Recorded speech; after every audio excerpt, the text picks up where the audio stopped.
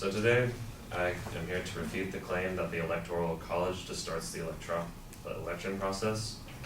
There were three secondary claims Stephen used. One, the Electoral College can depress voter turnout.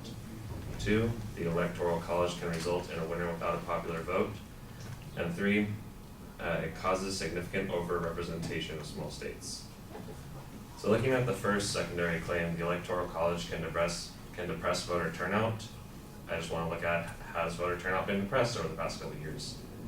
You look back to 1996, of the people that are legally allowed to vote, 49% came out.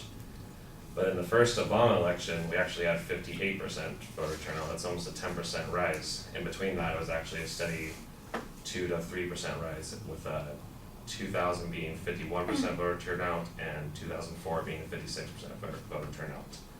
So voter turnout actually hasn't been suppressed.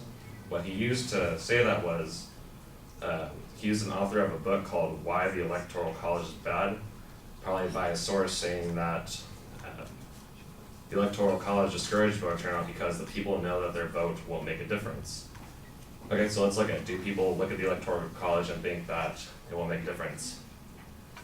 I'd say that a lot of people don't actually know what the Electoral College is, and that's based on NBC took a poll in Los Angeles saying that 43% don't actually know what it is. So if you take away 43% of the people, it's probably not accounting for much suppression, even though there's not suppression at all.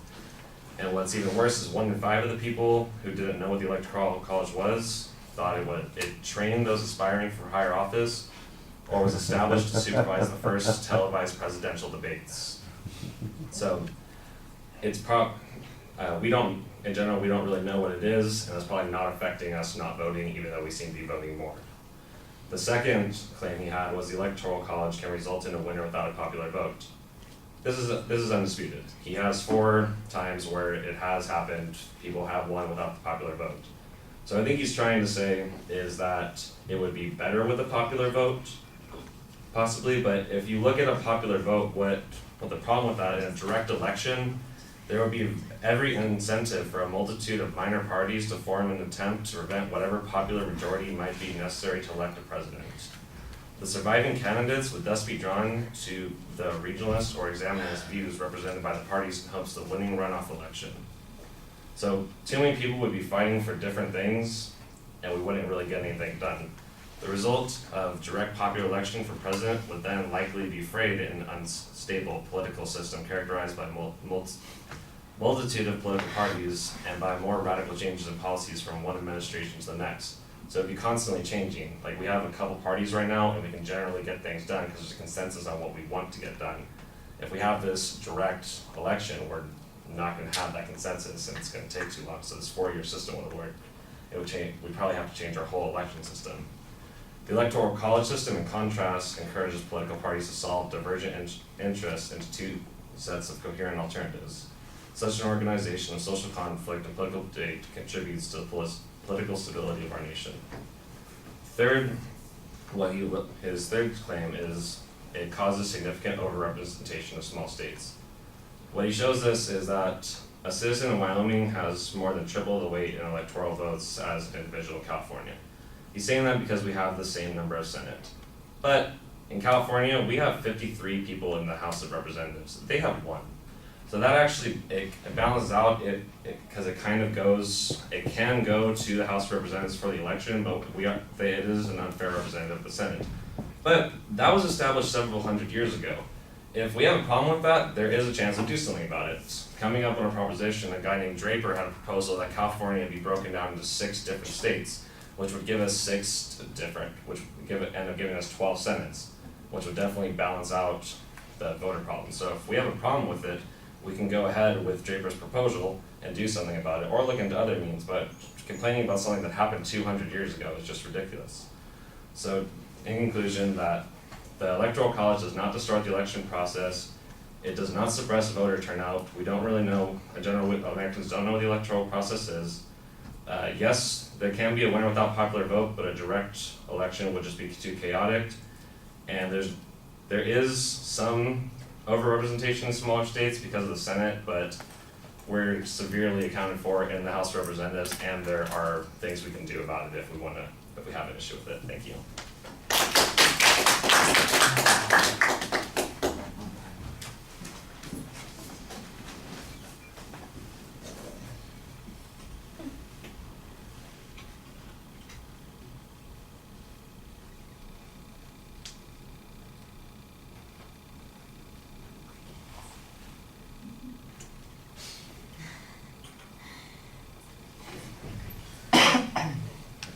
All right, structurally it's very easy to follow. You kind of give a good explanation on each point about what your response is going to be. The notion that the vote is depressed, I think, the likelihood that the Electoral College has an impact on voter turnout, I think, is minimized a little bit by your suggestion that the voting trends have gone up and down, and that's so largely regardless of whether or not the Electoral College exists. That there's really lots of other explanations as to why it goes up or why it goes down, and that the Electoral College is not the main culprit there. I did think that the point that you presented, that a vast majority of people aren't even familiar with what the Electoral College is, seems to also undermine the notion that those people would ever be influenced by the Electoral College, since they wouldn't be aware that their votes would be perceived differently or end up being measured differently. In essence, this is one of those subjects that interests political science wonks and people who are in college, but most people look at it from a very practical position and don't worry too much about this. It seems to work itself out, and I think that's a pretty reasonable approach to take on that one. On the second one, you can't dispute what's true, and I think that's the right thing to do. But what you can dispute is that matters all that much. The argument that you have is kind of this argument that if we didn't have that, if we had direct election, there would be these other problems. And I think that's a reasonable approach to take. The other approach to take is that we haven't had any disasters or catastrophes. There's no bad thing that happens as a result of this happening. And in fact, it's really a reflection of how the Constitution's supposed to work. The original, we're not just one government. There are still 50 states. They have different interests that they compete. They have different ways in which they function, and they want to have a voice. That's the only way that we got the country in the first place, is to get, we got to make sure that the states' powers are protected against the more populous states, and they didn't want to be overwhelmed one way or the other, so they wanted to make sure that power was distributed in a way that gave them a little bit more control of the voice. So I think you could go back and maybe make that historical argument too, but the one that you made was pretty reasonable, that says, it creates stability. It's better that we have the two parties that create coherence and make the government more effective. I think you could put that together with the other argument and have a good, yeah, you could have a good argument about federalism there. And then the last point about overrepresentation, I think some of this goes back to the first point. This is, people are not worried all that much about it. Nobody's moving to Wyoming to get 3 times as much power in the presidential elections as somebody in California has.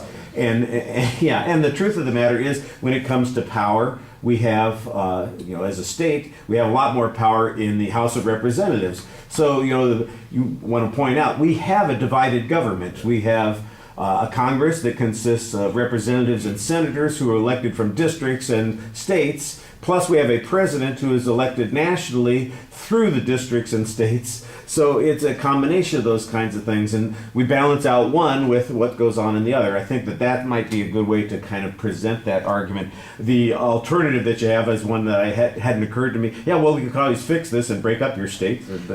California, I think. In a Google search, I was like, yeah, that's an interesting idea. It's an interesting idea, but it didn't make the ballot. The article is really about if you have enough money, you can get anything on the ballot. Yeah. Well, the truth is they couldn't get it on the ballot because apparently he didn't have enough money. I thought the article said that he had got it on. It won't be on the ballot. It didn't make it. They didn't get enough signatures. So, yeah, bummer, This huh? report is from July 2014. It said that. If you see it on the ballot in 3 weeks, let me know. I'd be really surprised. I don't think it made it. They called it the Fix It or something like that. Yeah, and by the way, it was just advisory. It wasn't like if we voted for it, we would suddenly have 6 states. It would be okay, now the state legislature has to take up the discussion of whether or not they want to do this. Well, they already tried to do that, right? A couple of years ago, the Northern California wanted really badly to be separate from. Well, there are a lot of people who've talked about this over the years. You know, it's an interesting idea. I don't know that what it fixes. You know, but I'd be perfectly happy to be rid of Northern California. What? No, Yeah. they support it. Okay. No, all we need is their damn water.